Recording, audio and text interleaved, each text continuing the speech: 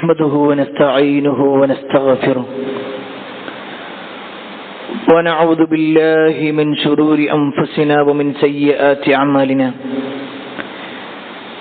من يهده الله فلا مضل له ومن يضلل فلا هادي له وأشهد أن لا إله إلا الله وحده لا شريك له وأشهد أن محمدا عبده ورسوله أرسله بالهدى ودين الحق ليظهره على الدين كله ولو كره المشركون.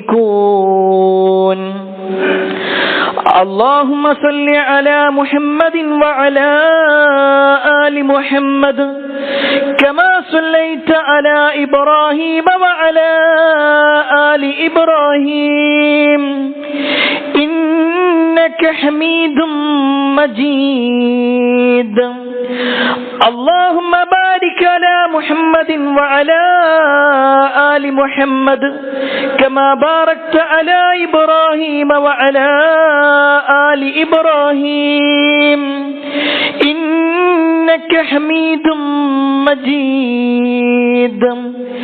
يا أيها الذين آمنوا اتقوا الله حق تقاته ولا تموتن إلا وأنتم مسلمون.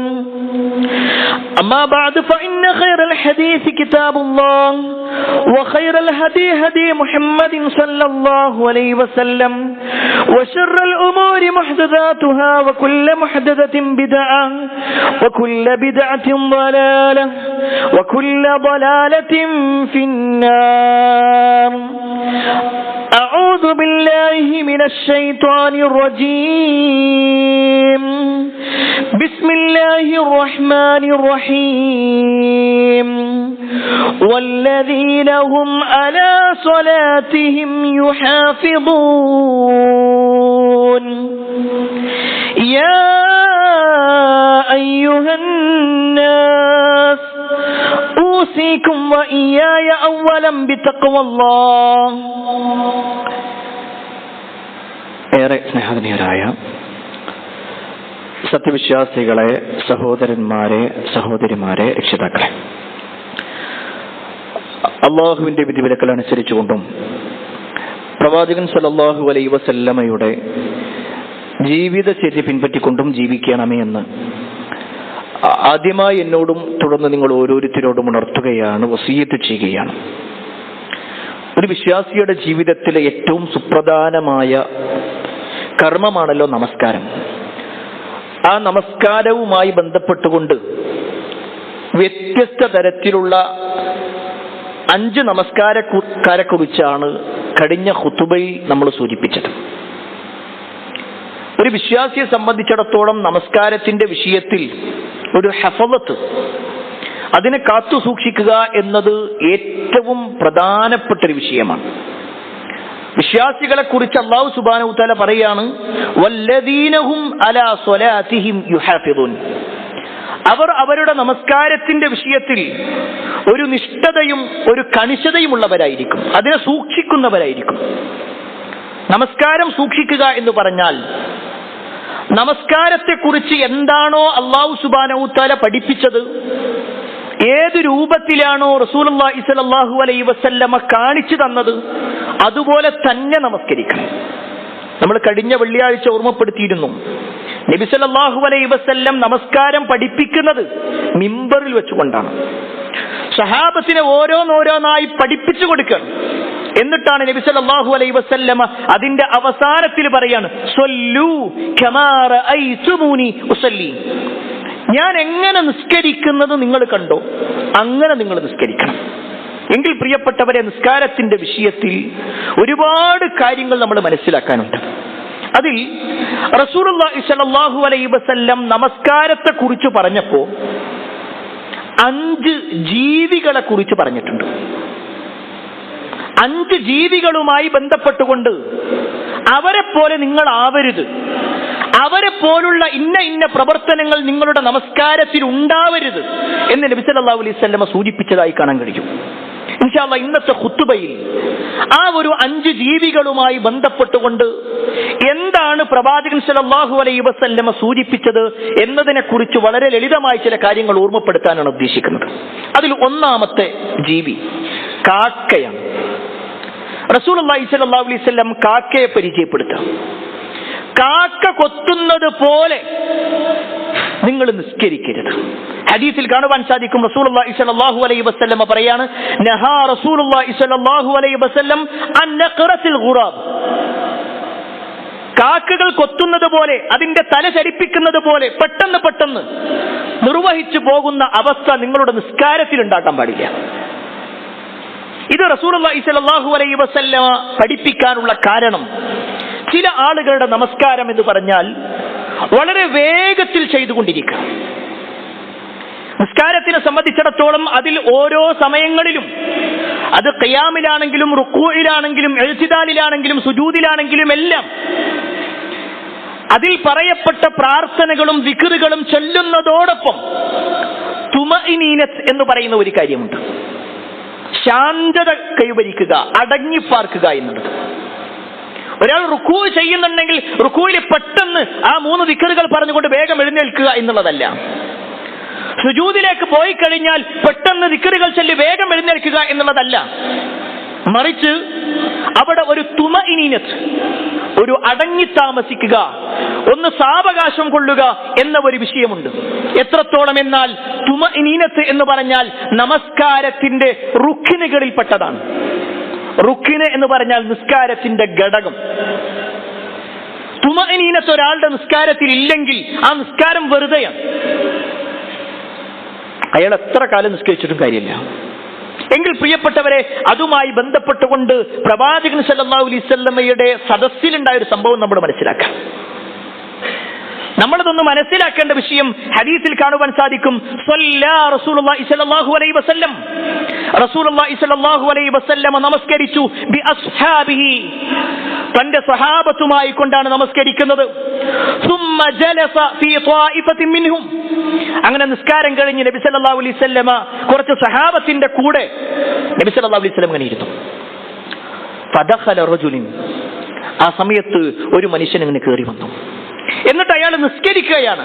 ഫഖാമ യുസല്ലി, എന്നിട്ട് അവൻ നമസ്കരിക്കാൻ തുടങ്ങി. ഫജഅല യർകഉ വയൻഖുറു ഫീ സുജൂദിഹി, അവൻ അവന്റെ റുകൂയിലും സുജൂദിലും ഒക്കെ പെട്ടെന്ന് ഇങ്ങനെ നിർവഹിക്കുന്ന ഒരു അവസ്ഥ കണ്ടു. ഉടനെ ഫഖാല നബി സല്ലല്ലാഹു അലൈഹി വസല്ലം, നബി സല്ലല്ലാഹു അലൈഹി വസല്ലം പറയാണ്, അതറൗന ഹാദാ, ഇത് കണ്ടോ, ഇയാൾ നിസ്കരിക്കണ കണ്ടോ? എന്നിട്ട് പ്രവാചകൻ സല്ലല്ലാഹു അലൈഹി വസല്ലം പറയാണ്, മൻ മാത അലാ ഹാദാ, ആരെങ്കിലും ഇങ്ങനെ നിസ്കരിച്ചിട്ട് മരിക്കുകയാണെങ്കിൽ മാത അലാ ഗൈരി മില്ലത്തി മുഹമ്മദ്, അവൻ മുഹമ്മദിന്റെ മില്ലത്തിലല്ല, മുഹമ്മദിന്റെ മാർഗത്തിലല്ല അവനുള്ളത്. എന്നിട്ട് നബി സല്ലല്ലാഹു അലൈഹി വസല്ലം ഒന്നുകൂടി പറഞ്ഞു, യൻഖുറു സ്വലാതഹു കമാ യൻഖുറുൽ ഗുറാബു ദം, ഒരു കാക്ക അതിങ്ങനെ രക്തം കൊത്തുന്നത് പോലെ ഇങ്ങനെ പെട്ടെന്ന് ഇങ്ങനെ കൊത്തിപ്പോവുകയാണ്. അവളിങ്ങനെ കാക്കയെ പരിശോധിച്ചാൽ മനസ്സിലാവും അതിന് എന്തെങ്കിലും കിട്ടുകയാണെന്ന് പെട്ടെന്ന് ഇങ്ങനെ ചെയ്യുന്നുണ്ടാകും. ഇങ്ങനെ നിസ്കരിക്കുന്ന ആളുകളുണ്ടെന്ന് നബി സല്ലല്ലാഹു അലൈഹി വസല്ലമയുടെ വാചകം. അങ്ങനത്തെ നമസ്കാരം അത് ഇസ്ലാം പഠിപ്പിച്ചതല്ല, റസൂലുള്ളാഹി സ്വല്ലല്ലാഹു അലൈഹി വസല്ലമയുടെ മില്ലത്തുമായി ബന്ധപ്പെട്ടുകൊണ്ടല്ല. ഇനി അങ്ങനെ ഒരാൾ നമസ്കരിച്ചാൽ ആ നമസ്കാരം അള്ളാഹു സ്വീകരിക്കുമോ? നമ്മൾ എന്തിനാ നിസ്കരിക്കുന്നത്? അള്ളാഹിന്റെ അടുക്കൽ കൂലി കിട്ടാൻ വേണ്ടിയിട്ട്. എത്ര വലിയ തിരക്കുള്ള സമയത്തും വേഗം പോയി നിസ്കരിക്കുന്ന ആൾക്കാരുണ്ട്. പെട്ടെന്ന് വരാന്ന് പറയും. എങ്കിൽ അങ്ങനെ നിസ്കരിക്കണ്ട, കാരണം അങ്ങനെ നിസ്കരിച്ചുകൊണ്ട് കാര്യമില്ല. അങ്ങനെ പെട്ടെന്ന് ചെയ്യേണ്ട ഒരു കാര്യമല്ല നിസ്കാരം. നബി സല്ലല്ലാഹു അലൈഹി വസല്ലം ഒന്നുകൂടി പറഞ്ഞു, ലാ തുജ്സിഉ സ്വലാത്തു റജുൽ, ഒരു മനുഷ്യന്റെ നമസ്കാരം സ്വീകരിക്കപ്പെടുകയില്ല ഹത്താ യുഖീമ ദഹ്റഹു ഫി റുകൂഇ വസ്സുജൂദ്, റുകൂയിലും സുജൂദിലും അവന്റെ മുതുക് ശരിയാകുന്നത് വരെ. ഒരാൾ റുകൂയിലേക്ക് പോകുക, പെട്ടെന്ന് തന്നെ എഴുന്നേൽക്കുക അല്ല, റുകൂയിലേക്ക് പോയി കഴിഞ്ഞാൽ അവിടെ കുറച്ചു നേരം അവൻ നിൽക്കണം. എന്നിട്ട് അവൻ ദിക്റുകളും ദുആകളും ചൊല്ലണം. എന്താണോ റുകൂയിൽ പഠിപ്പിച്ച പ്രാർത്ഥനകൾ അത് ചൊല്ലണം. അതിനുശേഷം സാവധാനത്തിലാണ് അയാൾ ഉയരേണ്ടത്. അതുപോലെ തന്നെ സാവധാനത്തിലാണ് സുജൂദിലേക്ക് പോകേണ്ടത്. സുജൂദിൽ കിടക്കേണ്ടതും അങ്ങനെ തന്നെയാണ്.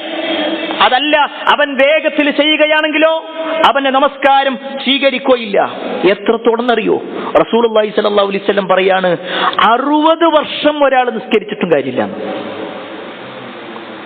60 കൊല്ലം നിസ്കരിക്കുന്ന ഒരാൾ. റസൂലുള്ളാഹി സ്വല്ലല്ലാഹു അലൈഹി വസല്ലം പറയാണ്, ഇന്നർ റജുല ലയുസല്ലി 60 സന, ഒരു മനുഷ്യൻ അയാൾ 60 കൊല്ലം നമസ്കരിക്കുന്നു, വമാ തുഖ്ബലു ലഹു സ്വലാ, അവന്റെ നമസ്കാരം ഒന്നും അല്ലാഹു സ്വീകരിക്കൂല, ഒന്നും അല്ലാഹു സ്വീകരിക്കൂല. ലഅല്ലഹു യുതിമ്മു റുകൂഅ വലാ യുതിമ്മു സുജൂദ്, അവന്റെ റുകൂഅോ സുജൂദോ ഒന്നും പൂർണ്ണമാകാതെ. ചില സമയത്ത് അവന്റെ റുക്കൂ ശരിയാകും, പക്ഷേ സുജൂദ് ക്ലിയർ ഉണ്ടാവില്ല.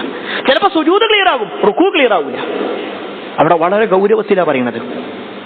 60 കൊല്ലം ഒരാൾ നിസ്കരിക്കുക എന്ന് പറഞ്ഞാൽ അയാളുടെ ജീവിതത്തിന്റെ മുഴുവൻ കാലങ്ങളും അത്രയും നിസ്കരിച്ചിട്ടും അല്ലാഹു സ്വീകരിക്കൂല.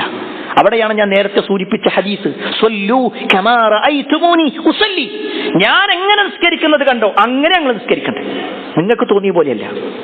പ്രിയപ്പെട്ടവരെ, ഇത് ഇത്ര ഗൗരവത്തിൽ പറയാനുള്ള കാരണം എന്താണെന്നറിയോ? ചില കള്ളന്മാരെ കുറിച്ച് നബി സല്ലല്ലാഹു അലൈഹി വസല്ലം പറയുന്നുണ്ട്.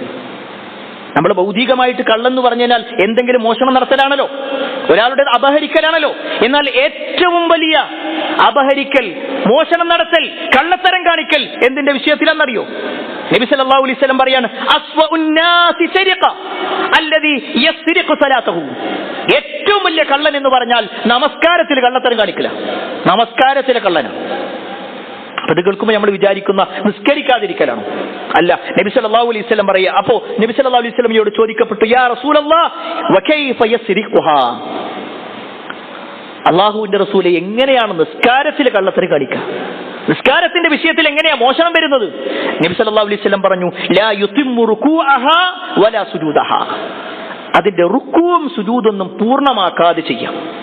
പ്രിയപ്പെട്ടവരെ, ഇതാണ് ഒന്നാമത്തെ വിഷയം. നബി സല്ലല്ലാഹു അലൈഹി വസല്ലമ കാക്കയെ ഉദാഹരിച്ചത് അതുപോലെ പെട്ടെന്ന് ചെയ്യുന്ന അവസ്ഥ ഉണ്ടാകാൻ പാടില്ല. തുമഇനീനത്ത് എന്ന് പറയുന്ന അടങ്ങി താമസിക്കുക എന്നുള്ളത് സാവകാശത്തിലാണ് നിസ്കാരം നിർവഹിക്കേണ്ടത്. നമുക്ക് എന്തെങ്കിലുമൊക്കെ തിരക്കുണ്ടാകുമ്പോൾ ആ തിരക്കിന്റെ ഇടയിൽ പോയിട്ട് വേഗം നിസ്കരിക്കുക.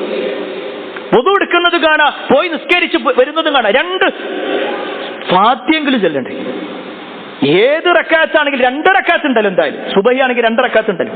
അതിന് പോലും സാവകാശമില്ലാതെ പെട്ടെന്ന് നിർവഹിക്കുന്ന ആളുകൾ. ചില ആളുകളൊക്കെ ഒറ്റക്ക് വന്ന് നിസ്കരിക്കും, എന്നിട്ട് വളരെ സൂപ്പർ ഫാസ്റ്റ് പോണ പോലെ പോവുക. ചെയ്യാൻ പാടില്ല. അങ്ങനെ നിസ്കരിച്ചത് കൊണ്ട് കാര്യമില്ല എന്ന് എന്റെ വാക്കല്ല, അല്ലാഹുവിന്റെ റസൂൽ സല്ലല്ലാഹു അലൈഹി വസല്ലമയാണ് പഠിപ്പിക്കുന്നത്. രണ്ടാമത്തെ ജീവി നബി സല്ലല്ലാഹു അലൈഹി വസല്ലമയുടെ ഹദീസിൽ കാണാൻ പറ്റും, നായയെ കുറിച്ച് നബി സല്ലല്ലാഹു അലൈഹി വസല്ലം ഉദാഹരിച്ചു. നായയുമായി ബന്ധപ്പെട്ടുകൊണ്ടൊരു ഉദാഹരണമുണ്ട്.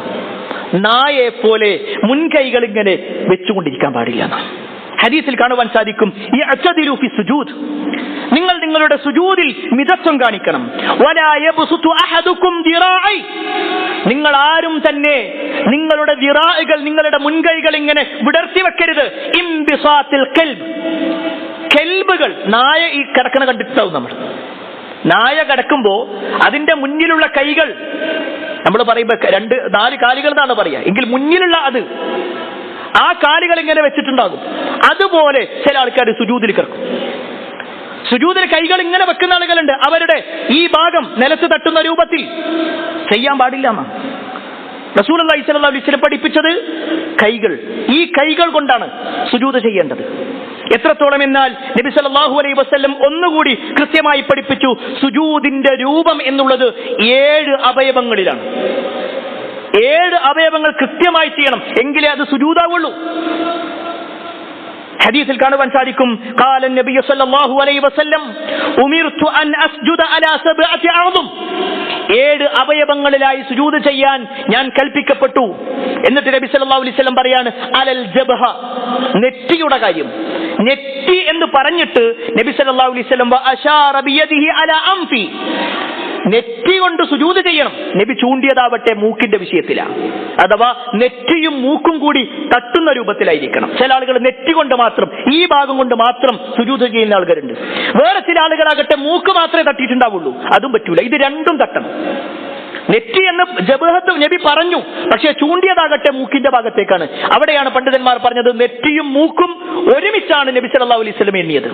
രണ്ടാമത്തതോ വറുകുബതൈൻ, 2 കൈകൾ, 2 കൈകൾ മുൻകൈകൾ വെക്കണം.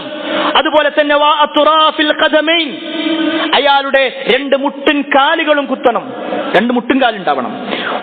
എന്നിട്ട് റസൂലുള്ളാഹി സ്വല്ലല്ലാഹു അലൈഹി വസല്ലം വീണ്ടും പറഞ്ഞു, അതിൽ വൽ യദൈൻ, 2 കൈകളും വറുകുബതൈൻ, അവന്റെ മുട്ടുകളും, വഅത്റാഫിൽ ഖദമൈൻ, അവന്റെ കാൽപാദങ്ങൾ. ഒരാൾ സുജൂദ് ചെയ്യുമ്പോൾ അയാളുടെ കാല് വെക്കേണ്ടത് ഇങ്ങനെയാണ്. കാലുകൾ ഇങ്ങനെ കുത്തിയിട്ടാണ് നിൽക്കേണ്ടത്. അയാളുടെ വിരലിന്റെ പള്ള എന്ന് പറയും, വിരലിന്റെ ഭാഗം, ആ ഭാഗം ഇങ്ങനെ തട്ടി നിൽക്കണം. അങ്ങനെയാണ് അയാൾ സുജൂദ് ചെയ്യേണ്ടതെന്ന്. എന്നാൽ എത്ര ആളുകൾ ഇതൊക്കെ ശ്രദ്ധിക്കുന്നുണ്ട്? അതൊക്കെ എങ്ങനെയെങ്കിലും നിസ്കരിച്ചു പോവുക, എന്തായാലും ഞാൻ നിസ്കരിക്കണ്ടല്ലോ. ഇതാണ് പലരുടെയും തെറ്റായ ധാരണ. പ്രിയപ്പെട്ടവരെ, എങ്ങനെയെങ്കിലും ചെയ്യേണ്ട ഒരു കർമ്മമല്ല നമസ്കാരം എന്നുകൂടി നമ്മൾ ആ വിഷയത്തിൽ മനസ്സിലാക്കണം. നായയുമായി ബന്ധപ്പെട്ടുകൊണ്ട് മറ്റൊരു ഹദീസ് കൂടി നബി സല്ലല്ലാഹു അലൈഹി വസല്ലം പറഞ്ഞു. നഹാനി റസൂലുള്ളാഹി സ്വല്ലല്ലാഹു അലൈഹി വസല്ലം, നബി സല്ലല്ലാഹു അലൈഹി വസല്ലം ഞങ്ങളോട് വിരോധിക്കുകയുണ്ടായി. ഏതുപോലെ? നായ ഇരിക്കുന്നത് പോലെ ഇരിക്കുന്ന ആളുകൾ, നായയുടെ പിൻഭാഗം കുത്തി നിന്ന് ആ കൈകൾ ഇങ്ങനെ കുത്തി നിൽക്കുന്നത് പോലെ നമസ്കാരത്തിൽ ഇങ്ങനെ കുത്തി നിൽക്കുന്ന ആളുകൾ, അങ്ങനെ ഇരിക്കുക എന്നുള്ളത് റസൂലുള്ളാഹി സ്വല്ലല്ലാഹു അലൈഹി വസല്ലം വിരോധിച്ച കാര്യമാണ്. ഇനി മൂന്നാമത്തത്, നബി സല്ലല്ലാഹു അലൈഹി വസല്ലം എണ്ണിയിട്ടുള്ള ജീവി, നമസ്കാരവുമായി ബന്ധപ്പെട്ടുകൊണ്ട് എണ്ണിയിട്ടുള്ള ജീവിയാണ് ഒട്ടകം എന്നുള്ളത്. ഹദീസുകളിൽ കാണാൻ പറ്റും ഒട്ടകവുമായി ബന്ധപ്പെട്ടുകൊണ്ട്. ഒട്ടകം മുട്ടുകുത്തുന്നത് പോലെ നിങ്ങൾ മുട്ടുകുത്തരുത്. ആ ഹദീസിൽ നമുക്ക് കാണുവാൻ സാധിക്കും, ഇദാ സജദ അഹദുക്കും, നിങ്ങൾ ആരെങ്കിലും സുജൂദ് ചെയ്യുകയാണെങ്കിൽ ഫലാ യബ്റുക് കമാ യബ്റുകുൽ ബഈർ, ബഈർ ഒട്ടകം മുട്ടുകുത്തുന്നത് പോലെ നിങ്ങൾ മുട്ടുകുത്തരുത്. ഒരു വ്യാഖ്യാനം അതാണ്. അവിടെ മുട്ടുകുത്തുക എന്നതുകൊണ്ട് ഉദ്ദേശിക്കുന്നത് നേർക്ക് നേരെ കൈകൾ കുത്തി സുജൂദ് ചെയ്യലാണോ, അതല്ല കാൽമുട്ടുകൾ കുത്തലാണോ? ഈ വിഷയത്തിൽ പണ്ഡിതന്മാർക്കിടയിൽ വലിയ ഒരു ചർച്ച തന്നെയുണ്ട്. ചില പണ്ഡിതന്മാർ പറഞ്ഞു ഒരാൾ സുജൂദിലേക്ക് പോകുമ്പോൾ കൈ കുത്തിയിട്ടാണ് പോകേണ്ടത്. വേറെ ചില പണ്ഡിതന്മാർ ഇതേ ഹദീസ് അല്ലെങ്കിൽ ഇതുപോലുള്ള ഹദീസുകൾ വെച്ചുകൊണ്ട് പറഞ്ഞു അല്ല, കാലാണ് ആദ്യം, മുട്ടുകളാണ് ആദ്യം കുത്തേണ്ടത്. രണ്ട് വിധത്തിലും പണ്ഡിതന്മാർക്കിടയിൽ വലിയ ഒരു ചർച്ച നടക്കുന്നുണ്ട്. ഞാനതിന്റെ മുഴുവൻ ചർച്ചകളിലേക്ക് പോകുന്നില്ല. ഓരോ മദ്ഹബിന്റെ വീക്ഷണ പ്രകാരം വ്യത്യസ്തമായ ചില വാചകങ്ങളും പണ്ഡിതന്മാരുടെ ഉദ്ധരണികൾ നമുക്ക് കാണുവാൻ സാധിക്കും. എന്നാൽ പ്രിയപ്പെട്ടവരെ, ഈ ഒരു ഹദീസിന് പണ്ഡിതന്മാർ കൊടുത്ത മറ്റൊരു വ്യാഖ്യാനം, ഒരാൾ ഒട്ടകം പെട്ടെന്ന് ഇങ്ങനെ പോകുന്നത് പോലെ സുജൂദിലേക്ക് പെട്ടെന്ന് പോകുക, തന്റെ ഭാരം മുഴുക്ക ഇറക്കി വെക്കുന്ന രൂപത്തിൽ പാഞ്ഞു പോകുന്ന ആൾക്കാരുണ്ട്. അതിനെക്കുറിച്ചാണ് ഇവിടെ വിശദീകരിക്കുന്നത് എന്ന നിലക്ക് പണ്ഡിതന്മാർ പറഞ്ഞിട്ടുണ്ട്. ഒട്ടകം അത് തന്റെ കാൽമുട്ടുകളിലേക്ക് തന്റെ എല്ലാ ശക്തിയും വെച്ചുകൊണ്ട് വെക്കുന്നത് പോലെ അങ്ങനെ പെട്ടെന്ന് നിങ്ങളത് ചെയ്യരുത് എന്ന നിലക്ക് നമുക്ക് കാണുവാൻ സാധിക്കും. അങ്ങനെ ഒരു ഹദീസ്. അതുപോലെ തന്നെ മറ്റൊരു വാചകം ഒട്ടകത്തിന്റെ വിഷയത്തിൽ തന്നെ നബി സല്ലല്ലാഹു അലൈഹി വസല്ലം പറയാണ്, ഒട്ടകത്തെ പോലെ ഒരു സ്ഥലം സ്ഥിരമാക്കരുത്. നിസ്കാരത്തിന്റെ വിഷയത്തിൽ, പള്ളിയുടെ വിഷയത്തിലാണ് പറയുന്നത്. ഹദീസിൽ കാണുവാൻ സാധിക്കും, നഹാ റസൂലുള്ളാഹി സ്വല്ലല്ലാഹു അലൈഹി വസല്ലം, നബി സല്ലല്ലാഹു അലൈഹി വസല്ലം ഞങ്ങളോട് വിരോധിച്ചു, വഅൻ യൂസിന അർ-റജുൽ മകാൻ ഫിൽ മസ്ജിദ് കമാ യൂസിനിൽ ബഈർ, ഒരു ഒട്ടകം അതിന്റെ സ്ഥലത്തിരിക്കുന്നത് പോലെ, അതിനെവിടെയാണോ സ്ഥലം വെച്ചത് അവിടെ മാത്രം പോകുന്നത് പോലെ പള്ളിയിൽ ഒരു നിശ്ചിത ഭാഗം തീരുമാനിക്കുക, അവിടെ മാത്രം സുജൂദ് ചെയ്യുക. അത് എനിക്കുള്ളതാണ്. അങ്ങനെ ചില ആൾക്കാരുണ്ട്. ആ ഒരു ഭാഗം അത് എനിക്കുള്ളത്, ഞാൻ തന്നെ അവിടെ പോയിരിക്കണം. വേറൊരാൾ അവിടെ വന്നിരുന്നു കഴിഞ്ഞാൽ അപ്പൊ പറയും ഞാൻ സ്ഥിരമായിട്ട് ഇവിടെ ഇരിക്കാറുള്ളത്, ഇത് എന്റെ സ്ഥലം. അങ്ങനെ പള്ളിയിൽ തീരുമാനിക്കാൻ പാടില്ല. അങ്ങനെ ഒരാൾക്ക് തീരുമാനിക്കാൻ പാടില്ല. ഒരാളെ സംബന്ധിച്ചിടത്തോളം വ്യത്യസ്തമായ സ്ഥലങ്ങൾ അയാൾ സുജൂദ് ചെയ്യണം. കാരണം എവിടെയെല്ലാം സുജൂദ് ചെയ്യുന്നുണ്ടോ ആ സുജൂദ് ചെയ്യുന്ന ഭൂമിയുടെ എല്ലാ ഭാഗവും അയാൾക്ക് വേണ്ടി നാളെ പരലോകത്ത് അള്ളാഹുവോട് സംസാരിക്കും. എങ്കിൽ പ്രിയപ്പെട്ടവരെ, ഈ ഒരു കാര്യത്തിലും ഒരു ശ്രദ്ധ നമ്മളിൽ ഉണ്ടാവണമെന്ന് പ്രത്യേകം ഓർമ്മപ്പെടുത്തുകയാണ്. ഇതൊക്കെ സൂചിപ്പിക്കുന്നത് കേവലം ഒരു നിസ്സാരമായ കാര്യമല്ല നമ്മൾ നിർവഹിക്കുന്ന നമസ്കാരം. അതൊരു നിസ്സാരമായൊരു വിഷയമല്ല. എത്രത്തോളം എന്നാൽ നമ്മുടെ മുൻഗാമികളെ സംബന്ധിച്ചിടത്തോളം അവരുടെ ജീവിതത്തിൽ മരണം മുന്നിൽ കാണുന്ന സമയത്ത് പോലും നിസ്കാരത്തിന്റെ കാര്യത്തിൽ അവർ കൊടുത്ത ചില ശ്രദ്ധകളുണ്ട്. റസൂലുള്ളാഹി സ്വല്ലല്ലാഹു അലൈഹി വസല്ലമയുടെ വഫാത്ത് കഴിഞ്ഞു, പ്രഗൽഭരായ പല സഹാബത്തിന്റെയും വഫാത്ത് കഴിഞ്ഞു, ഖുലഫാഉർ റാഷിദുകളുടെ വഫാത്ത് കഴിഞ്ഞു. പിന്നീട് ഇസ്ലാമിക ലോകത്ത് വലിയ ഒരു പ്രശ്നം വരുന്നുണ്ട്. ഹജ്ജാജ് ഇബ്നു യൂസുഫ് സഖഫി എന്ന് പറയുന്ന ഒരു ഭരണാധികാരിയുടെ വിഷയത്തിൽ നമ്മൾ ഒരുപക്ഷെ ചരിത്രം വായിച്ചിട്ടുണ്ടാകും. നബി സല്ലല്ലാഹു അലൈഹി വസല്ലമയുടെ സ്വർഗ്ഗത്തിലെ അയൽവാസി എന്ന് നബി സല്ലല്ലാഹു അലൈഹി വസല്ലം എണ്ണി പറഞ്ഞിട്ടുള്ള സുബൈർ റളിയല്ലാഹു അൻഹുവിന്റെ മകൻ അബ്ദുല്ലാഹി ഇബ്നു സുബൈർ റളിയല്ലാഹു അൻഹുവിനെ പോലുള്ള ആളുകളെ നിഷ്ഠൂരമായി കൊല്ലാൻ മുന്നിലേക്ക് ഇറങ്ങിയ ആളായിരുന്നു ഹജ്ജാജ് ഇബ്നു യൂസുഫ്. മഹദിയായ അസ്മാ റളിയല്ലാഹു അൻഹയെ വളരെ മോശമായ രൂപത്തിൽ സംസാരിച്ച ആളായിരുന്നു ഹജ്ജാജ് ഇബ്നു യൂസുഫ്.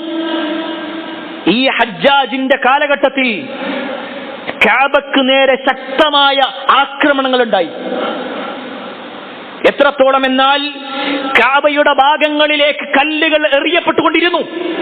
കഅബയുടെ ഭാഗത്തേക്ക് കല്ലെറിയ, അത് തകർക്കാൻ വേണ്ടി, അതിൽ നിന്ന് ആളുകളെ ഇല്ലാതാക്കാൻ വേണ്ടി, അവിടെ നിന്ന് ആളുകളെ പുറത്താക്കാൻ വേണ്ടി. ആ സമയത്ത് കഅബയുടെ സമീപത്ത് നമസ്കരിക്കുകയായിരുന്നു അബ്ദുല്ലാഹി ഇബ്നു സുബൈർ റളിയല്ലാഹു അൻഹുമാ. ചരിത്രത്തിൽ കാണാൻ പറ്റും, അദ്ദേഹം ഇങ്ങനെ നിസ്കരിക്കുമ്പോൾ ഓരോ ഭാഗത്തും ഇങ്ങനെ വലിയ വലിയ കല്ലുകൾ വന്ന് വീടുന്നുണ്ട്. ചിലതൊക്കെ അദ്ദേഹത്തിന്റെ വസ്ത്രത്തിൽ തട്ടിയിട്ട് ആ വസ്ത്രം കീറിപ്പോകുന്നുണ്ട്. എന്നിട്ടും അദ്ദേഹത്തിന്റെ നിസ്കാരം ഒഴിവാക്കിയില്ല. അദ്ദേഹം ഇതൊന്നും അറിഞ്ഞിട്ടില്ലായിരുന്നു. അത്രത്തോളം അള്ളാന്റെ മുന്നിലാണ് നിൽക്കുന്നത് എന്ന അതിയായ ചിന്തയോടുകൂടി, ആ ഒരു ഭയഭക്തിയോടുകൂടിയായിരുന്നു അവരുടെ നമസ്കാരമെങ്കിൽ, പ്രിയപ്പെട്ടവരെ, അവരൊക്കെ കയറിയ സ്വർഗത്തിലാണ് നമ്മളും കയറാനുള്ളത്. അവരും നിസ്കരിച്ചു, നമ്മളും നിസ്കരിച്ചു.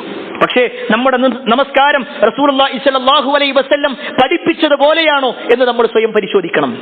നാലാമത്തെ ഒരു ജീവിയെ നബി സല്ലല്ലാഹു അലൈഹി വസല്ലം എണ്ണിയിട്ടുള്ളത് കുറുക്കനുമായി ബന്ധപ്പെട്ടുകൊണ്ടാണ്. നബി സല്ലല്ലാഹു അലൈഹി വസല്ലമയുടെ ഹദീസുകളിൽ കാണാൻ പറ്റും, നിസ്കാരവുമായി ബന്ധപ്പെട്ടുകൊണ്ട് കാക്കയെ പറഞ്ഞതുപോലെ, ഒട്ടകത്തെ പറഞ്ഞതുപോലെ, നായയെ പറഞ്ഞതുപോലെ കുറുക്കന്റെ പേരും നബി സല്ലല്ലാഹു അലൈഹി വസല്ലം പറയാണ്. ഹദീസിൽ കാണുവാൻ സാധിക്കും, നഹാനി റസൂലുള്ളാഹി സ്വല്ലല്ലാഹു അലൈഹി വസല്ലം, നബി സല്ലല്ലാഹു അലൈഹി വസല്ലം ഞങ്ങളോട് വിരോധിക്കുകയുണ്ടായി.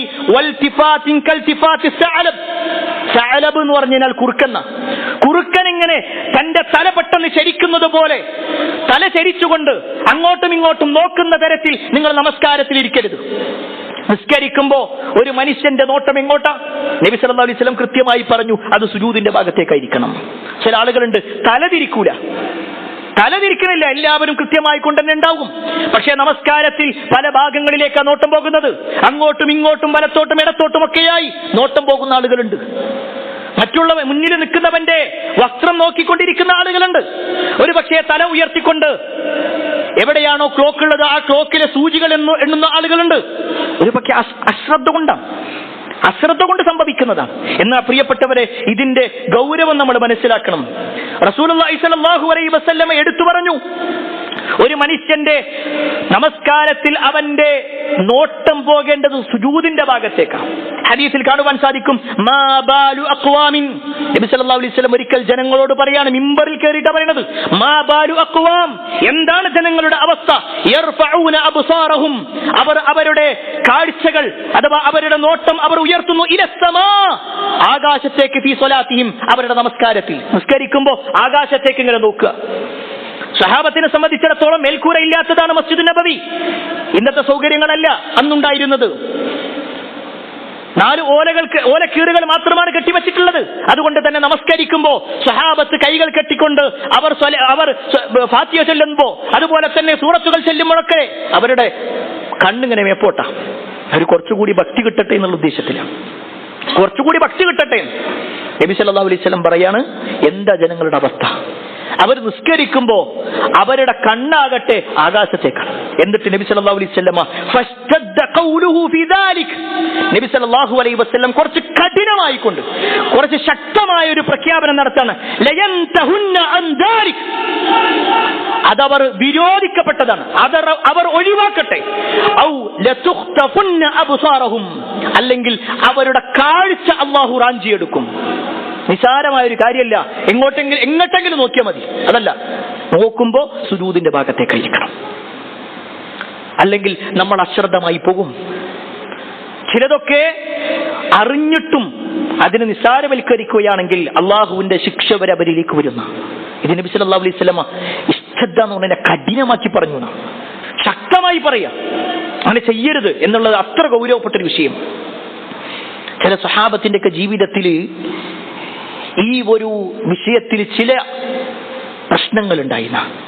നമുക്ക് ചരിത്രത്തിൽ കാണാൻ പറ്റും, മഹാനായ അബൂ തുൽഹ റളിയല്ലാഹു അൻഹു, നമ്മൾ കേട്ടിട്ടുണ്ടാകും. റസൂലുള്ളാഹി സ്വല്ലല്ലാഹു അലൈഹി വസല്ലമയുടെ സഹാബിമാരിൽ പ്രധാനിയാണ് അബൂ തുൽഹ. അദ്ദേഹം ധാരാളമായി നമസ്കരിക്കുന്ന ആളുമായിരുന്നു. ഒരു ദിവസം അദ്ദേഹത്തിന്റെ തോട്ടത്തിൽ വെച്ചുകൊണ്ട് അദ്ദേഹം ഇങ്ങനെ നിസ്കരിക്കാം, ധാരാളമായി നിസ്കരിക്കണം എന്ന് ആഗ്രഹമുള്ളത് കൊണ്ട് അവിടെ വെച്ച് ഇങ്ങനെ നിസ്കരിച്ചുകൊണ്ടിരിക്കാം. ഒരുപാട് മരങ്ങളുള്ള ഒരു തോട്ടമായിരുന്നു, ഈത്തപ്പനയോളകളൊക്കെ. അദ്ദേഹം നിസ്കരിച്ചു കൊണ്ടിരിക്കുന്ന സമയത്ത് പെട്ടെന്നൊരു പക്ഷി അങ്ങോട്ട് പറന്നു വന്നു. അതിങ്ങനെ ചിറകിട്ടടിക്കാൻ തുടങ്ങി. അദ്ദേഹത്തിന്റെ ശ്രദ്ധ പോകാൻ തുടങ്ങി. പിന്നീട് അദ്ദേഹം നോക്കുകയാണ്, ആ പക്ഷിനെ നോക്കുക, നിസ്കാരത്തിലാണ് നോക്കുന്നത്. ആ പക്ഷി ഇങ്ങനെ പല ഭാഗത്തേക്കും പറന്നു കയറാൻ നോക്കുന്നു, പക്ഷേ അതിന് പുറത്തേക്ക് പോകാൻ പറ്റണില്ല. അതിങ്ങനെ കുറെ ഭാഗത്ത് അങ്ങോട്ടും ഇങ്ങോട്ടും ഒക്കെ ആയിട്ട് ഇങ്ങനെ ചിറകട്ടടിക്കാൻ തുടങ്ങിയപ്പോൾ അദ്ദേഹത്തിന്റെ ശ്രദ്ധ മുഴുവനായിട്ട് പോയി. എത്രത്തോളം എന്നാൽ എത്ര റക്കാത്തായി ഇപ്പൊ ഞാൻ നിസ്കരിക്കാൻ തുടങ്ങിയിട്ട് എന്ന് വരെ അദ്ദേഹത്തിന് മറന്നുപോയി. നിസ്കാരം കഴിഞ്ഞപ്പോ അദ്ദേഹത്തിന് വല്ലാത്ത വിഷമം. അള്ളാന്റെ മുന്നിൽ നിൽക്കേണ്ട ഞാൻ ആ സമയത്ത് പാലിക്കേണ്ട മര്യാദകളിൽ പെട്ടതാണല്ലോ സുജൂദിന്റെ ഭാഗത്തേക്ക് നോക്കുക എന്നുള്ളത്. പക്ഷെ ഞാനിതാ പല ഭാഗങ്ങളിലേക്ക് പോയി. അതിന്റെ കാരണമായതെന്താ? എന്റെ ഈ തോട്ടമാണ്. ഈ തോട്ടമുള്ളത് കൊണ്ടാണ് ഞാൻ ഇവിടെ വന്നത്. അതുകൊണ്ടാണ് ഞാൻ ഇങ്ങനെ നിസ്കരിക്കേണ്ടി വന്നത്. അവിടെയാണ് എന്റെ നമസ്കാരത്തിന്റെ പൂർത്തീകരണം എനിക്ക് നിർവഹിക്കാൻ കഴിയാത്തത്. അവിടെയാണ് എനിക്ക് നമസ്കാരത്തിൽ സംശയങ്ങൾ ഉണ്ടാവാൻ തുടങ്ങിയത്. നേരെ നബി സല്ലല്ലാഹു അലൈഹി വസല്ലമയുടെ അടുത്തേക്ക് ചെന്നു. എന്നിട്ട് പറഞ്ഞു, അല്ലാഹുവിന്റെ റസൂലേ, എന്റെ ദുനിയാവ് എന്റെ പരലോകത്തിന് വേണ്ടിയിട്ട്, എന്റെ പരലോകം നഷ്ടപ്പെടുത്തുന്ന രൂപത്തിൽ ഒരു ദുനിയാവ് എനിക്ക് വേണ്ട. നഷ്ടപ്പെടുത്താൻ ഞാൻ റെഡിയല്ല. എന്റെ ഈ തോട്ടം ഞാനിതാ അള്ളാന്റെ മാർഗത്തിൽ നൽകാണ്, ദാനമായിട്ട് നൽകാം. നമ്മളൊന്ന് ആലോചിച്ച് നോക്കി കാണും, എത്ര നമസ്കാരക്കാരുണ്ട് അവരുടെ അശ്രദ്ധമായ നമസ്കാരങ്ങളിലൂടെ ജീവിക്കുന്നവർ. ചില ആളുകൾ ഇങ്ങനെ മൊബൈൽ ഇങ്ങനെ മുന്നിൽ വെച്ചിട്ടുണ്ടാകും. ഞാൻ ആരെയും പ്രിയപ്പെട്ടവരെ കുറ്റപ്പെടുത്താൻ വേണ്ടി പറയല്ല. ആ മൊബൈലിന്റെ സ്ക്രീൻ ഇങ്ങനെ ഇടയ്ക്ക് കോൾ വരുന്നതിനനുസരിച്ചും മെസ്സേജ് വരുന്നതിനനുസരിച്ചു കൊണ്ടും അതിങ്ങനെ ബ്ലിങ്ക് ചെയ്തുകൊണ്ടിരിക്കും. നമ്മുടെ ശ്രദ്ധ മുഴുവൻ അതിലേക്കാണ്. ആരായിരിക്കും വിളിച്ചിട്ടുണ്ടാവുക? അല്ലെങ്കിൽ ആ ഒരു പേര് കാണുമ്പോൾ എന്തിനായിരിക്കും അവർ വിളിച്ചിട്ടുണ്ടാവുക? ഒരു പക്ഷേ പോക്കറ്റിൽ വെച്ചിട്ടുണ്ടാകും, വൈബ്രേഷനിലായിരിക്കും. ആ മൊബൈൽ ഇങ്ങനെ അടിക്കുന്ന സമയത്ത് നമ്മുടെ മനസ്സിൽ തോന്നുന്ന ആരായിരിക്കും? അത് ഇന്നാളായിരിക്കും, ഇന്നാൾ വിളിക്കാന്ന് പറഞ്ഞതല്ലേ. എന്തെല്ലാം അശ്രദ്ധമാക്കുന്നു. അള്ളാനോടുള്ള സംസാരം. നമ്മളൊരു പോലീസ് സ്റ്റേഷനിലേക്ക് പോകാൻ വിചാരിച്ചു, അല്ലെങ്കിൽ ഉത്തരവാദിത്തപ്പെട്ട സ്ഥലത്തേക്ക് പോകാൻ വിചാരിച്ചു. അവിടെ എഴുതിയിട്ടുണ്ട് മൊബൈൽ ഓഫ് ചെയ്യണം. നമ്മൾ അങ്ങോട്ട് കയറുമ്പോൾ നമ്മളൊരു ആവശ്യമാണെന്നുണ്ടെങ്കിൽ ഏതൊക്കെ മൊബൈൽ ഉണ്ടെങ്കിൽ എല്ലാം നമ്മൾ ഓഫ് ചെയ്യും. മറ്റുള്ളവരോട് പറയും ഓഫ് ചെയ്യണം കേട്ടോ. അതിന്റെ അടിയിൽ മൂപ്പര് കാണരുത്. അതിന്റെ അടിയിൽ എങ്ങാനും പെട്ടെന്ന് സൗണ്ട് ഉണ്ടായിക്കഴിഞ്ഞാൽ, വൈബ്രേഷൻ ഉണ്ടായിക്കഴിഞ്ഞാൽ ഒരു ദേഷ്യം വരും. നമ്മുടെ കാര്യങ്ങൾ നടക്കൂല. നമ്മളെപ്പോലെ മജ്ജയും മാംസവും വികാരവും വിചാരവും ഉള്ള ഒരു മനുഷ്യന്റെ മുന്നിൽ പോകുമ്പോൾ നമുക്ക് ഇത്രയും പേടി. എന്നാൽ അള്ളാന്റെ മുന്നിൽ വരുമ്പോഴും അള്ളാന്റെ മുന്നിലുള്ളതല്ലേ പ്രിയപ്പെട്ടവർ നിസ്കാരം. ഒരു 5 മിനിറ്റ്, മാക്സിമം ഒരു 10 മിനിറ്റ് അല്ലേ അതൊന്ന് ഓഫ് ചെയ്ത് വെക്കേണ്ടുള്ളൂ. അവിടെയും സൗകര്യമില്ലാത്ത ആളുകൾ. ഞാൻ ആരെയും കുറ്റപ്പെടുത്താനല്ല, നമ്മളൊക്കെ ഒന്ന് പരിശോധിക്കണം, നമ്മുടെ ഈമാനം നടക്കണം. കാരണം റസൂലുള്ളാഹി സ്വല്ലല്ലാഹു അലൈഹി വസല്ലം ഇത്ര ഗൗരവത്തിൽ ഈ കാര്യങ്ങൾ വിശദീകരിച്ചിട്ടുണ്ടെങ്കിൽ ആ ഗൗരവത്തോടുകൂടി തന്നെ നമ്മൾ മനസ്സിലാക്കുകയും വേണം. 5-ാമത്തെ കാര്യം, നമസ്കാരവുമായി ബന്ധപ്പെട്ടുകൊണ്ട് നബി സല്ലല്ലാഹു അലൈഹി വസല്ലം എണ്ണിയ ജീവികളിൽപ്പെട്ട ഒന്നാണ് കുതിര എന്നുള്ളത്. കുതിരയുമായി ബന്ധപ്പെട്ടുകൊണ്ടും ചില ഉദാഹരണങ്ങൾ നബി സല്ലല്ലാഹു അലൈഹി വസല്ലം പറഞ്ഞിട്ടുണ്ട്. ഹദീസിൽ കാണുവാൻ സാധിക്കും, മാലി അറാക്കും റാഫി ഐദീകും കഅന്നഹ അദ്നാബു ഖൈലി ശുംസിൻ. ഞാൻ നിങ്ങളിൽ ചില ആളുകളെ കാണുന്നുണ്ട്, നബി സല്ലല്ലാഹു അലൈഹി വസല്ലം പറയാണ്, അവരവരുടെ നമസ്കാരത്തിൽ വികൃതിയായ ഒരു കുതിരയെ പോലെ, കുതിര വാലാട്ടുന്നത് പോലെ അവർ ചെയ്തുകൊണ്ടിരിക്കുന്നു. എന്നിട്ട് നബി സല്ലല്ലാഹു അലൈഹി വസല്ലം പറയാണ്, സ്കുനൂ ഫി സ്വലാ, നിങ്ങളുടെ നമസ്കാരത്തിൽ അടക്കവും ശാന്തതയും ഉണ്ടാവണം. ഈ കുതിര അതിന്റെ വാലുകൾ ഇങ്ങനെ അങ്ങോട്ടും ഇങ്ങോട്ടും ചലിപ്പിച്ചുകൊണ്ടിരിക്കും. നബി സല്ലല്ലാഹു അലൈഹി വസല്ലം അതിനെയാണ് ഉദാഹരണം പറയുന്നത്. ചില ആൾക്കാരുടെ നിസ്കാരത്തിൽ സലാം പറയുന്ന സമയത്ത് ഹദീസിൽ കാണാൻ പറ്റും. എന്താണ് ഈ ഒരു നബി സല്ലല്ലാഹു അലൈഹി വസല്ലം ഈ വാചകം പറയാനുണ്ടായ കാരണം എന്നറിയോ?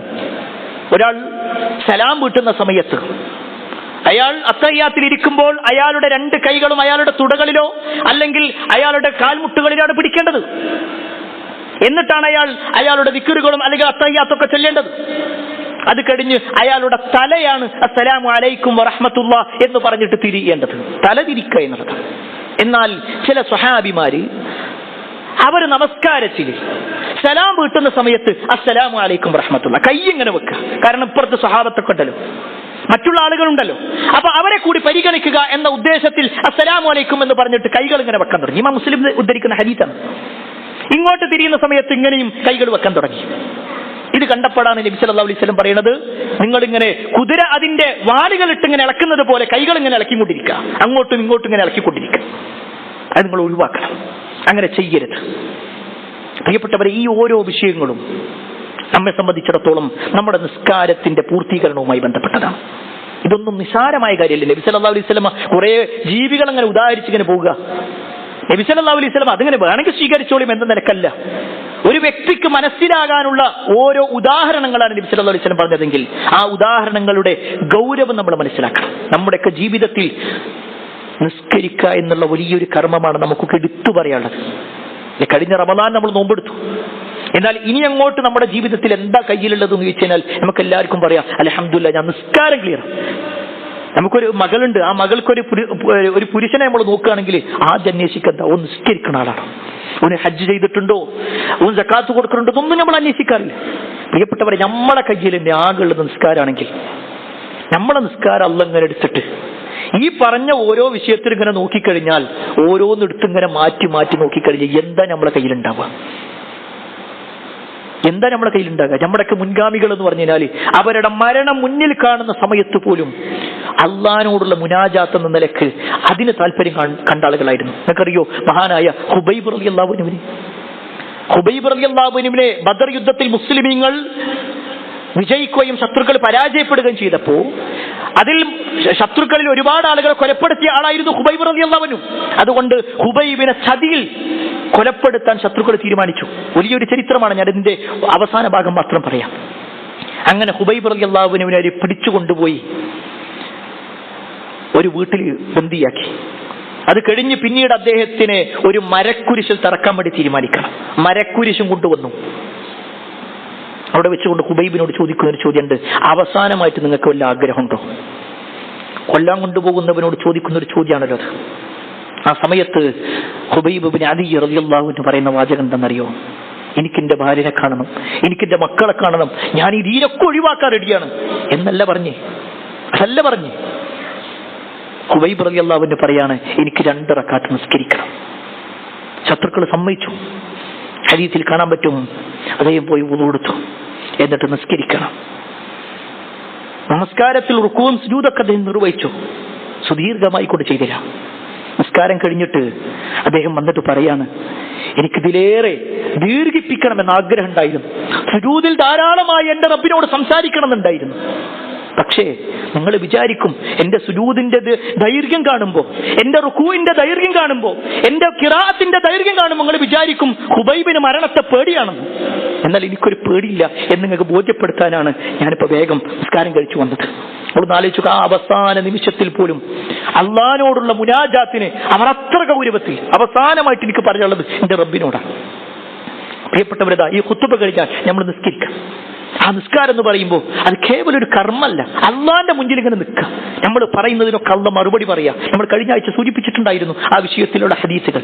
എങ്കിൽ ആ ഒരു ഗൗരവം അള്ളാന്റെ മുന്നിലാണ് നിൽക്കുന്നത് എന്ന ബോധ്യത്തോടു കൂടി നിർവഹിക്കാൻ ഞാനും നിങ്ങൾ പരിശ്രമിക്കുക. അതിന് അല്ലാഹു സുബ്ഹാനഹു വ തആല നമുക്ക് ഏവർക്കും തൗഫീഖ് നൽകുമാറാവട്ടെ. അൽഹംദുലില്ലാഹി റബ്ബിൽ ആലമീൻ വസ്സലാത്തു വസ്സലാമു അലാ റസൂലില്ലാഹ് വഅലാ ആലിഹി വഅസ്ഹാബിഹി അജ്മഈൻ. അമ്മാ ബഅദ്. പ്രിയപ്പെട്ട സഹോദരങ്ങളെ, സത്യവിശ്വാസികളെ, അള്ളാഹുവിന്റെ വിധികൾ അനുസരിച്ചുകൊണ്ടും നബി സല്ലല്ലാഹു അലൈഹി വസല്ലമയുടെ ജീവിതചര്യ പിൻപറ്റിക്കൊണ്ടും ജീവിക്കണമേ എന്ന് ഒരിക്കൽ കൂടി എന്നോടൊന്നു പോലെ നിങ്ങൾ ഓരോരുത്തരോടും ഉണർത്തുകയാണ്, വസിയത്ത് ചെയ്യുകയാണ്. നമ്മുടെ നാട് വീണ്ടും ഒരു തെരഞ്ഞെടുപ്പ് ചൂടിലേക്ക് പ്രവേശിച്ചിട്ടുണ്ട്. ഓരോ ഭാഗത്ത് നോക്കിക്കഴിഞ്ഞാലും അതിൻ്റെതായ ചർച്ചകളും പോസ്റ്ററുകളും പ്രകടനങ്ങളും സന്ദേശങ്ങളും ഒക്കെയാണുള്ളത്. ഒരു സമൂഹത്തിൽ ജീവിക്കുന്നത് കൊണ്ട് തന്നെ പലതിലും നമ്മളും ഇൻവോൾവ് ആയിരിക്കും. എന്നാൽ ഏതൊരു കാര്യത്തിലും ഒരു വിശ്വാസിക്ക് നിലപാടുകളുണ്ട്. ഒരു വിശ്വാസി ശ്രദ്ധിക്കേണ്ടതായ കാര്യങ്ങളുണ്ട്. ഖേദകരമെന്ന് പറയട്ടെ, ചില ആളുകളൊക്കെ അവരുടെ മതപരമായ കാര്യങ്ങളൊക്കെ അത് പള്ളിന്റെ ഉള്ളിൽ മാത്രം മതി. പുറത്തേക്ക് ഇറങ്ങിക്കഴിഞ്ഞാൽ എനിക്ക് തോന്നിയ പോലെ ഞാനപ്പോ പാർട്ടിക്കാരനാണ്, ഞാനപ്പോ ഇന്ന പാർട്ടിയുടെ ആളാണ്, അതനുസരിച്ചുകൊണ്ട് എൻ്റെ അടുത്ത് പലതും വരും, പല പ്രവർത്തനങ്ങളും ഉണ്ടാവും. അതൊന്നും ഇപ്പൊ നോക്കാൻ പറ്റൂല. ഇതൊരു വിശ്വാസിയുടെ സംസാരമല്ല, ഒരു മുഅ്മിന്റെ സംസാരമല്ല. അത് ഏതെങ്കിലും ഒരു പ്രത്യേക സാഹചര്യത്തിൽ മാത്രം എടുത്തണിയേണ്ട ഒന്നല്ല വിശ്വാസിയുടെ കുപ്പായം. അതെപ്പോഴും ഉണ്ടാവണം, എപ്പോഴും ഉണ്ടാവണം. എങ്കിൽ പ്രിയപ്പെട്ടവരെ, ഈ തെരഞ്ഞെടുപ്പുമായി ബന്ധപ്പെട്ടുകൊണ്ട് നമ്മൾ ശ്രദ്ധിക്കേണ്ട 2-3 കാര്യങ്ങൾ ഓർമ്മപ്പെടുത്താം. അതിൽ ഒന്നാമത്തെ വിഷയം എന്താണെന്ന് വെച്ചാൽ വോട്ട് ചെയ്യണം എന്നുള്ളത് തന്നെയാണ്. കാരണം ഇങ്ങനൊരു വാക്ക് പറയേണ്ട ഒരു ആവശ്യം ഇപ്പോഴും നമ്മുടെ സമൂഹത്തിലുണ്ട്. ചില ആളുകൾ ഇപ്പോഴും ചർച്ച ചെയ്യാണ്, എന്തിനാ ഇപ്പൊ നമ്മൾക്ക് വോട്ട് ചെയ്യണേ, ഈ വോട്ട് ചെയ്തിട്ട് ഇപ്പൊ എന്താ കാര്യമുള്ളത്, ആരൊക്കെ ജയിച്ചാലും ഞാൻ തന്നെ പണിക്ക് പോണ്ടേ, ഇതൊക്കെയാണ് ചില ആളുകളുടെ വാക്കുകൾ. ഇന്ന് വരെ ഒരു പാർട്ടിയും പറഞ്ഞിട്ടില്ല ഞങ്ങൾ ജയിച്ചു കഴിഞ്ഞാൽ പിന്നെ നിങ്ങളൊരു പണിക്കും പോകണ്ട, എല്ലാ കാര്യവും ഞങ്ങൾ നോക്കാന്ന്. അങ്ങനത്തെ ഒരു അവസ്ഥ ഒന്നും എവിടെ ആരും പറഞ്ഞിട്ടില്ല, ആരും പറയൂല. എന്നാൽ പ്രിയപ്പെട്ടവരെ, നമ്മളവിടെ ശ്രദ്ധിക്കേണ്ട ഒരു കാര്യം, ആരെങ്കിലും ജയിച്ചോ എന്നുള്ളതല്ല, ഞാൻ മുഖേന, ഞാൻ വോട്ട് ചെയ്യാത്തതിന്റെ പേരിൽ ഈ ഒരു നാടിനെ എതിർക്കുന്ന, ഈ നാടിനെ കുട്ടിച്ചോറാക്കാൻ നോക്കുന്ന, ഈ നാടിനെ വർഗീയവൽക്കരിക്കാൻ നോക്കുന്ന ഒരാൾ ജയിക്കാൻ പാടില്ല. അതൊരു നിയ്യത്തായിട്ട് തന്നെ നമ്മളിൽ ഉണ്ടാവണം. ആ ഒരു നിലക്കന്നെ ആയിരിക്കണം. വോട്ട് ചെയ്യുക എന്നുള്ളത് എന്റെ ഒരു അവകാശമാണ്. നമ്മൾ ഈ നാട്ടിൽ ജീവിക്കുന്ന ഒരാളാണ് എന്നതിന്റെ ഏറ്റവും വലിയ തെളിവ്, നമുക്ക് വോട്ടർ ഐ ഡി ഉണ്ട്, ഞാൻ വോട്ട് ചെയ്യുന്ന ആളാണ്, ഞാൻ ഇവിടുത്തെ ഒരു പൗരനാണ്, എനിക്ക് എന്റേതായ അവകാശമുണ്ട് എന്ന് പറയുമ്പോൾ ആ അവകാശം കേവലം നമ്മുടെ വീട്ടിൽ ഇങ്ങനെ കൊണ്ടുപോയി വെക്കാനുള്ളതല്ല ആ വോട്ടർ ഐ ഡി. അതുകൊണ്ട് നമ്മുടെ ഒരു അവകാശത്തെ നമ്മൾ പൂർണ്ണമായി കൊണ്ട് തന്നെ വിനിയോഗിക്കണം. ഒന്നാമത്തെ വിഷയം. രണ്ടാമത്തെ കാര്യം എന്താണെന്ന് വെച്ച് കഴിഞ്ഞാൽ, അങ്ങനെയാണെങ്കിൽ ആർക്കാണ് വോട്ട് ചെയ്യേണ്ടത്? ഈ ഇരിക്കുന്നവർ വ്യത്യസ്തമായ പാർട്ടിക്കാരുണ്ടാകും. ഇന്ന ഒരു പാർട്ടിക്കാണ് നിങ്ങൾ ചെയ്യേണ്ടതെന്നല്ല, പക്ഷെ നമ്മൾ ശ്രദ്ധിക്കേണ്ട കുറച്ച് കാര്യങ്ങളുണ്ട്. ഒന്നാമത്തെ വിഷയം എന്താണെന്നറിയോ? ആർക്ക് വോട്ട് ചെയ്യണം എന്നറിയുമ്പോൾ നമ്മൾ ഇന്ന കാര്യമല്ല നോക്കണ്ടേ, ഓരോ വ്യക്തിയുടെ കാര്യമല്ല. ഇന്ന ആള് ജയിച്ചാൽ എനിക്ക് വെച്ചാണ്, അതുകൊണ്ട് അയാൾ ജയിക്കട്ടെ, അയാൾ എൻ്റെ ഒരു കുടുംബക്കാരനാണ്, അല്ലെങ്കിൽ അയാൾ എൻ്റെ ഒരു പരിചയക്കാരനാണ്, അയാൾ ജയിക്കുന്നതിലൂടെ എന്റെ കാര്യം നടക്കും. അതൊരു സ്വാർത്ഥതയാണ്, അതല്ല ചിന്തിക്കേണ്ടത്. ഈ നാടിന്റെ ആവശ്യം, ഈ നാട് നന്നാവണമെങ്കിൽ, ഈ നാട്ടിൽ വികസനങ്ങൾ ഉണ്ടാവണമെങ്കിൽ, ഈ നാട്ടിൽ സ്വസ്ഥമായി സമാധാനപൂർവ്വമായി ഒരു മുസ്ലിമിന് ജീവിക്കാൻ കഴിയണമെങ്കിൽ ആര് വിജയിക്കണം? അതാണ് നമ്മൾ ചിന്തിക്കേണ്ടത്. അതോടൊപ്പം തന്നെ ഈ നാടിനെ തകർക്കാൻ വേണ്ടി, യുവാക്കളെ മുഴുവൻ ഇല്ലാതാക്കാൻ വേണ്ടി കഠിനമായ പരിശ്രമം നടന്നുകൊണ്ടിരിക്കണം. ഓരോ ദിവസവും നമ്മൾ കേട്ടുകൊണ്ടിരിക്കുന്ന വാർത്തകളുണ്ട്. ലഹരിയുടെ അങ്ങേയറ്റത്തെ കാര്യം, അതിന് ഒരു നിലക്കും പരിഗണിക്കാത്ത ആളുകളുണ്ട്, അതിനെ സപ്പോർട്ട് ചെയ്യുന്ന ആളുകളുണ്ട്. കേവലം ഒരു വർഷത്തിൽ ഏതെങ്കിലും ഒരു ദിവസം മാത്രം തെരഞ്ഞെടുത്തുകൊണ്ട് ലഹരി വിരുദ്ധ പ്രഖ്യാപനം നടത്തലോ, ഏതെങ്കിലും ഒരു ലഘുലേഖ കൊടുക്കലോ, ഏതെങ്കിലും സ്കൂളിന്റെ മുന്നിൽ ഏതെങ്കിലും തരത്തിലുള്ള പ്ലക്കാർഡുകൾ വെക്കലോ അല്ല അതിനുള്ള പരിഹാരം. ആ പരിഹാരം കൃത്യമായിട്ട് ആർക്ക് ചെയ്യാൻ പറ്റുമോ അവരെ നമ്മൾ പരിഗണിക്കണം. അതല്ലാതെ സമൂഹത്തെ കുട്ടിച്ചോറാക്കാൻ വേണ്ടി എനിക്ക് എങ്ങനെയാണെങ്കിലും എനിക്ക് അതിന്റെ വരുമാനം കിട്ടിയാൽ മതി, ആരെത്ര വേണമെങ്കിലും ഉപയോഗിച്ചു കൊള്ളട്ടെ, അവരങ്ങനെ കുടിച്ച് മരിക്കട്ടെ, എന്റെ മോനല്ലല്ലോ. അത് ദുഷ്ടലാക്കോടുകൂടി ജീവിക്കുന്ന ആളുകളാണ്. അങ്ങനത്തെ ചിന്തകളുണ്ട്. ഒരു സമൂഹത്തിന്റെ ഉത്തരവാദിത്തം, തന്റെ മകന്റെ ഉത്തരവാദിത്തമല്ല അവിടെ ഏറ്റെടുക്കുന്നത്. എങ്കിൽ അങ്ങനെ നേതൃത്വത്തിലേക്ക് വരുന്ന ആളുകൾ ഇതിന് പറ്റുന്നവരാണോ എന്ന് നമ്മൾ സ്വയം പരിശോധിക്കണം. അതോടൊപ്പം തന്നെ നമ്മുടെ കേരളത്തിനെ പോലും വർഗീയവൽക്കരിക്കാൻ വേണ്ടി വിഭാഗീയതയുണ്ടാക്കിക്കൊണ്ട് പരസ്പരം പോരടിപ്പിക്കുന്ന ഒരവസ്ഥ ഇന്ന് നമ്മുടെ സമൂഹത്തിലുണ്ട്. എത്രയെന്ന് ചോദിച്ചാൽ അതിൽ ഏറ്റവും വലുത് മുസ്ലിം ഉമ്മത്തിനെ തമ്മിലടിപ്പിക്കുക എന്നുള്ളതാണ്. ഇപ്പോഴും അത് മനസ്സിലാക്കിയിട്ടില്ല പലരും, ഇപ്പോഴും മനസ്സിലാക്കിയിട്ടില്ല. അങ്ങോട്ടും ഇങ്ങോട്ടും ഇപ്പോഴും പടിചാരിക്കൊണ്ടിരിക്കുക, പരസ്പരം അങ്ങോട്ടും ഇങ്ങോട്ടും പറഞ്ഞുകൊണ്ടിരിക്കുക. എന്നാൽ പ്രിയപ്പെട്ടവരെ, അവിടെ യഥാർത്ഥത്തിൽ ഒരു മുസ്ലിം മനസ്സിലാക്കണം, പരസ്പരം അങ്ങോട്ടും ഇങ്ങോട്ടും വർഗീയത പറയാനും അങ്ങോട്ടും ഇങ്ങോട്ടും തീവ്രവാദവൽക്കരണം നടത്താനും അത്തരത്തിലുള്ള പ്രയോഗങ്ങൾ നടത്താനല്ല ഒരു മുസ്ലിം ഉണ്ടാവേണ്ടത്. ചില യാഥാർത്ഥ്യങ്ങൾ നമ്മൾ ഉൾക്കൊള്ളേണ്ടതുണ്ട്. കാരണം പരസ്പരം തല്ലുകൂടുന്നത് നോക്കിയിട്ടാണ് പല ആൾക്കാർ നിൽക്കുന്നത്. ഇവരൊന്ന് തീരുമാനമായിട്ട് വേണം എല്ലാവരും കൂടി തീരുമാനാക്കാൻ, അല്ലേ? അങ്ങനത്തെ ഒരു രാജ്യത്ത് അല്ലെങ്കിൽ ഒരു പ്രദേശത്ത് നമ്മൾ ജീവിക്കുമ്പോൾ വർഗീയതക്ക് വേണ്ടി അങ്ങേറ്റം പണിയെടുത്തുകൊണ്ടിരിക്കുക പല ആളുകളും. അവിടെ അങ്ങനെയല്ല, അത് ഇന്റെ പാർട്ടിയാണ്, അല്ലെങ്കിൽ ഇന്റെ കൗമാണ്, അയാൾ മുസ്ലിമാണ്, ഇതൊന്നുമല്ല. ഈ നാടിന് ഉപകാരം ഉണ്ടോ ഇല്ലേ, അതാണ് നമ്മൾ നോക്കേണ്ടത് എന്നുകൂടി നമ്മൾ മനസ്സിലാക്കാം. മൂന്നാമത്തെ വിഷയം, പ്രിയപ്പെട്ടവരെ, ഈ ജയിക്കാനുള്ളവരും ജയിക്കും, തോൽക്കാനുള്ളവർ തോൽക്കും. എന്തായാലും ഒരാൾക്ക് ജയിക്കാൻ പറ്റുള്ളൂ. നമ്മുടെ നാടിനെ സംബന്ധിച്ചിടത്തോളം വ്യത്യസ്തമായ തരത്തിലുള്ള ആൾക്കാരുണ്ടാകാം. ഞാൻ നേരത്തെ സൂചിപ്പിച്ചതുപോലെ ഈ ഇരിക്കുന്നവരിലും വ്യത്യസ്തമായ ആശയക്കാരുണ്ടാകും. ആര് ജയിച്ചാലും ശരി, നമ്മളെ പരലോകം നമ്മൾ നഷ്ടപ്പെടുത്തരുത്. ചില ആൾക്കാരൊക്കെ സോഷ്യൽ മീഡിയയിൽ ഇടുന്ന കമന്റുകൾ കാണുമ്പോൾ അങ്ങോട്ടും ഇങ്ങോട്ടും എന്തെല്ലാം തെറിവാക്കുകളാണ് പറയുന്നത്. ആരുടെ കാര്യത്തിൽ? ഏതോ ഒരു മന്ത്രിയുടെ വിഷയത്തിൽ, ഏതോ ഒരു MLA സ്ഥാനത്തിന്റെ പേരിൽ. കാര്യങ്ങൾ വിശദമായി സംസാരിക്കാം, വികസനങ്ങൾ ഉണ്ടോ ഇല്ലയോ ചർച്ച ചെയ്യാം, മാറ്റം വേണോ വേണ്ടേ ചർച്ച ചെയ്യാം. പക്ഷെ അതിനപ്പുറത്തേക്ക് വൃത്തികെട്ട വാക്കുകൾ സംസാരിക്കുന്ന ആളുകൾ, വളരെ മോശമായ വാക്കുകൾ സംസാരിക്കുന്ന ആളുകൾ, എന്താ നമ്മുടെ പരലോകത്തിന്റെ അവസ്ഥ ഉണ്ടാകുക? നബി സല്ലല്ലാഹു അലൈഹി വസല്ലം പറഞ്ഞല്ലോ, മനിൽ മുഫ്ലിസ്, നിങ്ങളിൽ ആരാ പാപ്പര് നിങ്ങൾക്ക് അറിയണം? അപ്പൊ സഹാബത്ത് പറഞ്ഞു, ഞങ്ങളുടെ കൂട്ടത്തിൽ ദീനാറോ ദിർഹമോ ഒന്നും ഇല്ലാത്ത ആൾക്കാരാണ്. അപ്പൊ നബി സല്ലല്ലാഹു അലൈഹി വസല്ലം പറയണതല്ല, പാപ്പര് എന്ന് പറഞ്ഞാൽ ആരെന്നറിയോ? പൈസ ഇല്ലാത്തവരെന്നല്ല, അവർ കുറെ നന്മകളൊക്കെ ചെയ്തിട്ടുണ്ട്, എന്നിട്ട് മറ്റുള്ളവനെ കുറിച്ച് ആക്ഷേപങ്ങൾ പറയാം, ആരോപണങ്ങൾ പറയാം, എന്തെങ്കിലുമൊക്കെ വീഡിയോ ഉണ്ടാക്കുക, കുറെ സോഷ്യൽ മീഡിയ വെച്ചുകൊണ്ട് പലതും ഇല്ലാത്തത് ഉണ്ടാക്കി പറയാ, ഉള്ളത് ഒഴിവാക്കി പറയാ. എന്തിനു വേണ്ടി? നമ്മുടെ പാർട്ടിക്ക് വേണ്ടി, ഞാൻ ഉൾക്കൊള്ളുന്ന പ്രസ്ഥാനത്തിനു വേണ്ടി.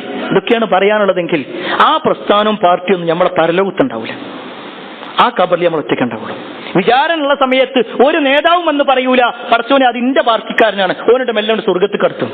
വിശ്വാസി അവിടെയും കൂടി മനസ്സിലാക്കണം. എല്ലാത്തിലും കയറി ഇടപെട്ട് അഭിപ്രായങ്ങൾ പറയേണ്ടതില്ല. ആവശ്യമുണ്ടോ, സംസാരിക്കേണ്ടതുണ്ടോ, ചർച്ച നടത്തേണ്ടതുണ്ടോ, മാന്യമായിക്കൊണ്ട് മറ്റുള്ള പദപ്രയോഗങ്ങൾ ഒഴിവാക്കിക്കൊണ്ടായിരിക്കണം ഉണ്ടാവേണ്ടത്. നാലാമത്തെ കാര്യം, ഈ ഒരു തെരഞ്ഞെടുപ്പ് കഴിഞ്ഞ് വിജയം വരുന്നതോടുകൂടി എല്ലാ ബന്ധങ്ങളും ഇല്ലാതാക്കുന്ന ഒരവസ്ഥയിലേക്ക് പലരും പോകാം. ഒരു കുടുംബത്തിൽ തന്നെ വ്യത്യസ്ത ആശയമുള്ള ആൾക്കാരുണ്ടാകും. ഒരാള് ഒരു ഫോട്ടോ ഇന്ന ആൾക്ക് വേണ്ടി വോട്ട് ചെയ്യണം എന്ന് പറഞ്ഞിട്ട് കുടുംബ ഗ്രൂപ്പിൽ നിന്ന് ഇടുമ്പോഴേക്ക് മറ്റേ ആൾ തിരിച്ചിടുന്നു, വീണ്ടും ഇടുന്നു. പിന്നെ അങ്ങോട്ടും ഇങ്ങോട്ട് പ്രശ്നങ്ങൾ, കുടുംബ ബന്ധങ്ങൾ അടിച്ച് പിരിയുന്നൊരവസ്ഥ. അതാ ഞാൻ നേരത്തെ പറഞ്ഞത്, എല്ലാ ബന്ധങ്ങളും ഇല്ലാതാക്കിയിട്ട് നമ്മൾ ആർക്ക് വേണ്ടിയിട്ടായി സംസാരിക്കുന്നത്. അതുകൊണ്ട് പ്രിയപ്പെട്ട മുസ്ലിമേ, നമ്മുടെ പരലോകം നഷ്ടപ്പെടുത്തിക്കൊണ്ട് ഒന്നിലും നമ്മൾ ഇറങ്ങേണ്ടതില്ല. എന്നാൽ നമുക്ക് നമ്മുടേതായ ആശയമുണ്ട്, ആദർശമുണ്ട്, രാഷ്ട്രീയ പാർട്ടിയുണ്ട്, അതിന്റെ നിലപാടുകളുണ്ട്. ആ നിലപാടുകൾക്കൊക്കെ മുന്നോട്ട് പോയിക്കോ കഴിയുന്ന രൂപത്തിൽ. എന്നാൽ നമ്മുടെ പരലോകം നഷ്ടപ്പെടുത്തിക്കൊണ്ട് ഒന്നിനും ഇറങ്ങരുത് എന്നുകൂടി ഓർമ്മപ്പെടുത്തുന്നു. അല്ലാഹു സുബ്ഹാനഹു വ തആല ഏറ്റവും നല്ല ഭരണാധികാരികളെ നമുക്ക് നൽകുമാറാവട്ടെ. യഥാർത്ഥ ദീനനുസരിച്ച് ജീവിക്കാനും ഈ നാട്ടിൽ സ്വസ്ഥതയും സമാധാനപൂർണ്ണമായി ജീവിക്കാനുള്ള ഒരു തൗഫീക്ക് അല്ലാഹു നമുക്ക് നൽകുമാറാവട്ടെ. അത്തരത്തിലുള്ള ഭരണാധികാരികളെ അല്ലാഹു നമുക്ക് നൽകുമാറാവട്ടെ. ഭിന്നതയും വിഭാഗീയതയും ഉണ്ടാക്കിക്കൊണ്ട് അതിലൂടെ ചോര കുടിക്കുന്ന ആളുകളിൽ നിന്നും അല്ലാഹു ഈ നാടിനെ സംരക്ഷിക്കുമാറാവട്ടെ, മുസ്ലിം ഉമ്മത്തിനെ സംരക്ഷിക്കുമാറാവട്ടെ. اللهم اغفر للمؤمنين والمؤمنات والمسلمين والمسلمات الأحياء منهم والأموات إنك مجيب الدعوات يا قاضي الحاجات. اللهم اجرنا من النار، اللهم اجرنا من النار، اللهم اجرنا من النار. ربنا آتنا في الدنيا حسنة وفي الآخرة حسنة وقنا عذاب النار.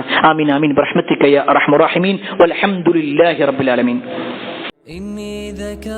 അറിവിന്റെ ലോകത്തേക്ക് പുതിയ വാതായനങ്ങൾ തുറന്ന് ജമീൽ ഓൺലൈൻ ലൈബ്രറി ആപ്പ് നിങ്ങളിലേക്ക്. വായനയുടെ വിസ്മയ ലോകം ഇനി താങ്കളുടെ മൊബൈൽ ഫോണിൽ ലഭ്യം. ജമീൽ ഓൺലൈൻ ലൈബ്രറി മൊബൈൽ ആപ്ലിക്കേഷനിലെ പ്രത്യേകം തയ്യാറാക്കിയ ഡോക്യുമെന്റ് സെക്ഷൻ താങ്കളുടെ ഒഴിവ് സമയങ്ങളെ ഏറെ വിജ്ഞാനപ്രദമാക്കും. വിവിധ വിഷയങ്ങളിലുള്ള പുസ്തകങ്ങൾ, ലഘുലേഖകൾ, വീഡിയോ തുടങ്ങി വായനയ്ക്ക് മാറ്റുകൂട്ടുന്ന അനേക വിഭവങ്ങളുമായി ജമീൽ ആപ്പ്. വായനയ്ക്ക് പുറമെ ഇഷ്ടാനുസരണം ഡൗൺലോഡ് ചെയ്യാനും മറ്റുള്ളവർക്ക് ഷെയർ ചെയ്യാനും ജമീൽ ആപ്പിൽ പ്രത്യേക സംവിധാനം. വേഗമാകട്ടെ. ജമീൽ ആപ്പ് ആൻഡ്രോയിഡ് മൊബൈലുകളിൽ പ്ലേ സ്റ്റോറിൽ നിന്നും ആപ്പിൾ മൊബൈലുകളിൽ ആപ്പ് സ്റ്റോറിൽ നിന്നും സൗജന്യമായി ഡൗൺലോഡ് ചെയ്യാം. ഇനി ജമീൽ നിങ്ങളുടെ ജീവിതത്തിലും ആത്മമിത്രമാകട്ടെ. Jameel, the soulmate.